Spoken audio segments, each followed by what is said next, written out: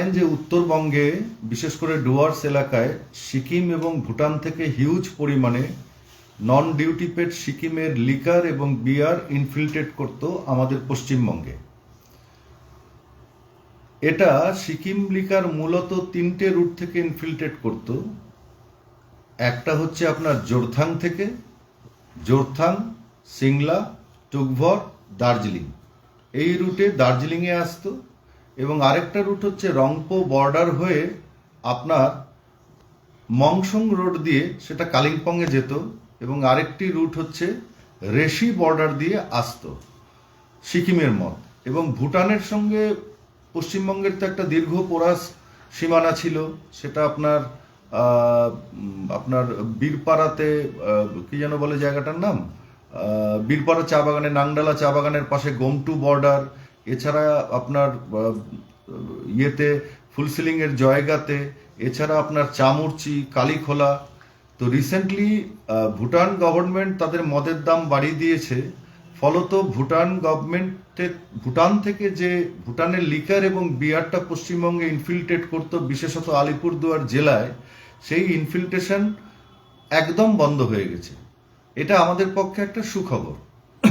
কিন্তু এখনো পর্যন্ত সিকিম থেকে হিউজ পরিমাণ নন ডিউটি পেড সিকিম লিকার এবং সিকিমের বিয়ার পশ্চিমবঙ্গে ঢুকছিল।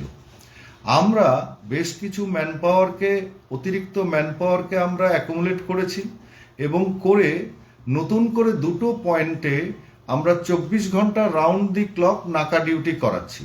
এর আগে আপনারা জানেন যে লেবারবোতে অর্থাৎ মেল্লি চেকপোস্ট আমরা তৈরি করেছি। সেই মেল্লি চেকপোস্টে 24/7 আমাদের নাকা ডিউটি চলে, কনস্টিটিউটিং বিভিন্ন ডিস্ট্রিক্ট থেকে ডাইনামিক সেট অফ অফিসার্স এবং স্টাফ গিয়ে সেই নাকাটিকে ম্যানিং করে। এছাড়াও গত 48 ঘন্টা ধরে আমাদের আরো দুটো জায়গায় মাননীয় এক্সাইজ কমিশনারের নির্দেশে এবং ডিস্ট্রিক্ট ম্যাজিস্ট্রেট জলপাইগুড়ির সহযোগিতায় এবং ডিস্ট্রিক্ট ম্যাজিস্ট্রেট দার্জিলিংয়ের সহযোগিতায় এবং জেলা পুলিশ প্রশাসনের সহযোগিতায় আমরা দুটো জায়গায় নতুন করে নাকা ডিউটি শুরু করেছি রাউন্ড দি ক্লক। এর আগে বিভিন্ন লজিস্টিক্যাল প্রবলেমে আমরা সেটা করতে পারিনি। যে দুটো জায়গায় আমরা নতুন করে নাকা ডিউটি শুরু করেছি 24/7, সেই দুটো জায়গা হচ্ছে আপনার জোরথাং রুটে। জোরথাং রুট আপনারা ভালোই জানেন যে জোরথাং, সিংলা, টুকভর, দার্জিলিং, এই রুটে আমাদের 24 আওয়ার্স নাকা চেকিং চলছে দার্জিলিং এক্সাইজ ডিস্ট্রিক্ট এবং দার্জিলিং জেলা পুলিশের সহযোগিতায়। এবং কালিম্পংয়ে যে রাস্তা দিয়ে নন ডিউটি পেড লিকারটা ঢুকতো, অর্থাৎ রংপো বর্ডারের পাশে যে পকেট রুট যেটা মংসং দিয়ে কালিম্পং পৌঁছচ্ছে, মংসং তারকলা হয়ে, সেখানেও আমরা একটা রাউন্ড দি ক্লক নাকা ডিউটি করছি ডিভিশন, জলপাইগুড়ি এক্সাইজ ডিভিশনের ম্যান পাওয়ার এবং কালিম্পং এক্সাইজ ডিস্ট্রিক্টের ম্যান পাওয়ার নিয়ে। এতে করে দুটো জিনিস হয়েছে। দেখুন, যে কোনো ইনফিল্ট্রেশন প্রাইমারিলি যেটা করে আমাদের পশ্চিমবঙ্গ সরকারের রাজস্বের ক্ষতি করে, কিন্তু রাজস্বের ক্ষতিটা আমাদের কাছে একদম সেকেন্ডারি ব্যাপার। প্রাইমারি যে বিষয়টা আমাদের কাছে বিচার্য সেটা হচ্ছে আমাদের কাছে খবর রয়েছে, ক্রেডিবল সোর্স থেকে পাওয়া ইনফরমেশন বলছে যে পশ্চিমবঙ্গের লাগোয়া সিকিম বর্ডারটাতে ওপারে অর্থাৎ সিকিমের অঞ্চলে, সিকিম সাইডে বেশ কিছু জায়গায় ফেক সিকিম লিকার তৈরি হচ্ছে। এই ফেক সিকিম লিকারের কোনো কোয়ালিটি কন্ট্রোল নেই। Consumption of such liquor not only inflicts huge loss to the government exchequer of West Bengal, but also it can pose a serious threat of large scale liquor poisoning। অর্থাৎ এই ধরনের মদ পশ্চিমবঙ্গে যদি ঢোকে তাহলে সেটা যে শুধু পশ্চিমবঙ্গ সরকারের রাজস্বের ক্ষতি করবে তাই নয়, এই ধরনের মদ খাওয়ার ফলে, পান করার ফলে একটা শারীরিক বিপর্যয়েরও কিন্তু সম্ভাবনা রয়ে যায়। এমনকি কখনো কখনো সেটা মাস স্কেল হুজ ট্র্যাজেডিও হতে পারে। তো আমরা আশা করছি এই 3টে পয়েন্টে এবং লেবারবোতে অর্থাৎ এই 4টে পয়েন্টে যে আমাদের নাকা ডিউটি রাউন্ড দি ক্লক শুরু হয়েছে, এর ফলে এই সিকিম থেকে নন ডিউটি পেড লিকার এবং বিয়ারের ইনফিল্ট্রেশন প্রভূত পরিমাণে কমবে।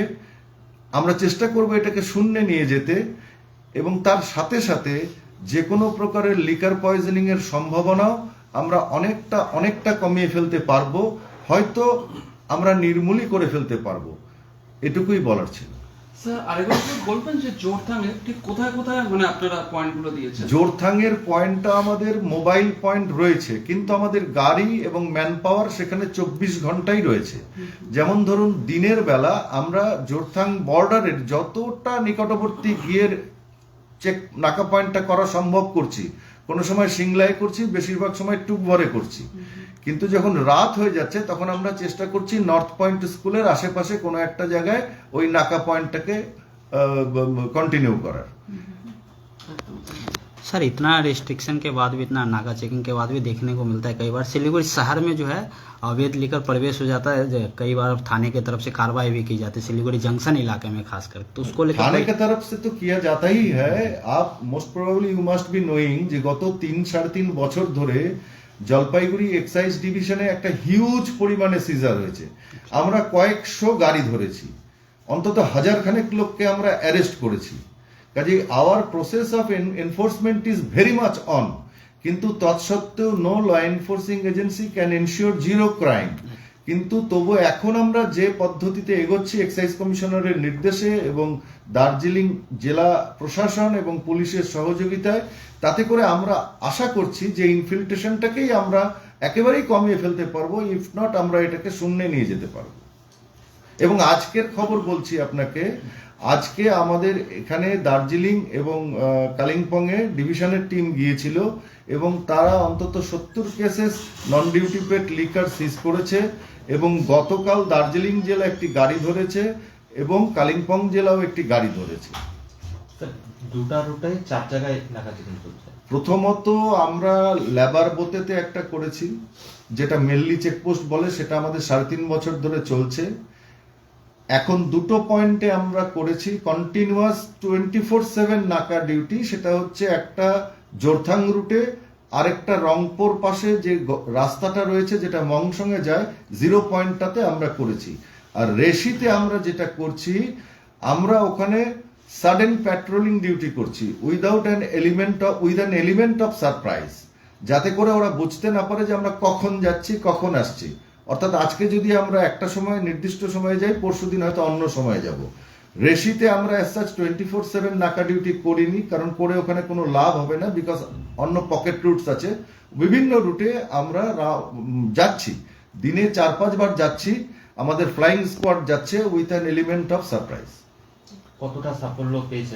এই তো 48 ঘন্টা হলো শুরু হয়েছে, তাতে করে দেখতে পাচ্ছি আমাদের পশ্চিমবঙ্গ সরকারের যে লাইসেন্স দোকানের সেল অনেক বেড়েছে এবং সবচাইতে বড় কথা, কিছু কিছু মদ আছে যেগুলো fake foreign liquor under cover of Sikkim liquor হিসাবে আসছে, সেগুলোর কনজাম্পশন একেবারে অলমোস্ট নীল হয়ে গেছে এই মুহূর্তে আজকের ডেটে।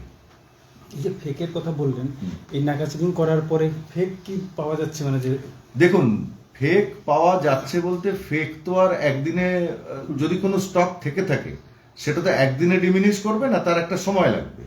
আমরা আশা করছি within a day or two এই ধরনের নন ডিউটি পেড লিকারের কনজাম্পশন আমরা একদম জিরো করে দেবো। Will curb it to its minimum possible. Sir একটা কথা হচ্ছে, পাহাড়ে তো আগে থেকে আপনাদের বিভিন্ন জায়গায় চেক পয়েন্ট ছিল, এখন আরো 2 জায়গায় বাড়ানো হলো 24 ঘন্টার জন্য। সব মিলিয়ে স্যার কতগুলো জায়গা হলো? মানে সব মিলিয়ে দেখুন, সব জায়গায় আমাদের রাউন্ড দি ক্লক নাকা চেকিং করাটা অসম্ভব এবং সেখানে করেও কোনো লাভ নাই, বিশেষ লাভ হবে না, কারণ নাকা পয়েন্টটাকে স্ট্র্যাটেজিক লোকেশনে করতে হবে। তো এখন এই মুহূর্তে আপনারা ধরে নিতে পারেন যে আমরা সমস্ত স্ট্র্যাটেজিক লোকেশনে নাকা পয়েন্ট বসিয়ে দিয়েছি। কোথাও বেশিরভাগ জায়গাতে 24/7, কোথাও আমাদের ফ্লাইং স্কোয়াড কাজ করছে।